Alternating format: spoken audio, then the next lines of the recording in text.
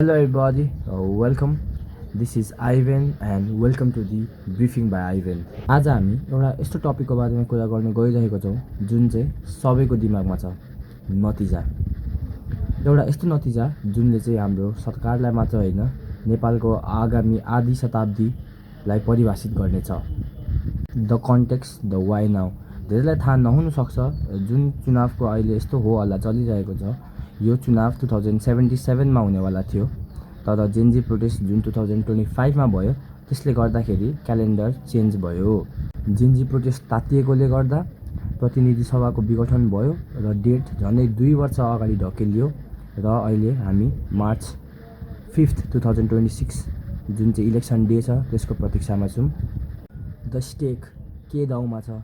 हामीले यसलाई अरू बेलाको जस्तो 5 वर्ष चुनाव नसम्झिएर नेपालको आउँदो 50 वर्षसम्मलाई असर गर्ने चुनाव भनेर हामीले यसलाई बुझ्नुपर्नेछ। द ओल्ड गार्ड, जुन पुरानो पार्टीहरू सत्तामा हुँदाखेरि पालो म्युजिकल चेयर जसरी प्रधानमन्त्रीको कुर्सीमा खेलेका थिए, उनीहरू फेरि पनि रेसमा आइसकेका छन् र केही कारणवश उनीहरूले यो इलेक्सन जितिहालेमा 70 भन्दा माथि ज्यान जुन सेप्टेम्बरको प्रोटेस्टमा गयो त्यसको केही अर्थ रहने छैन। जुन भविष्यको कल्पना गरेर ती मान्छेहरू सडकमा उत्रिएका थिए त्यो कहिले पनि पुरा हुने छैन, त्यो बस एउटा सपना रहनेछ। नेपालीमा एउटा भनाइ छ, सतीले सरापेको देश। इतिहासले हामीलाई जेन्जीले सरापेको देश भनेर नसम्झियोस्, किनकि हामीले जब गर्नुपर्ने थियो तब हामी केही गर्न सकेनौँ। को मुख्य आवश्यकता भनेको आन्तरिक राजनीतिक खिचातानीमा खप्पिस व्यक्तिहरू होइन, बरु आधुनिक विकासको स्पष्ट दृष्टिकोण र क्षमता भएको योग्य सदस्यहरू निर्वाचित गर्नु हो। म कक्षा 8 को सामाजिक अध्ययनमा पढेको कुरा सम्झन्छु। नेपालको विकासको मुख्य बाधाहरू भ्रष्टाचार र राजनीतिक अस्थिरता हुन्।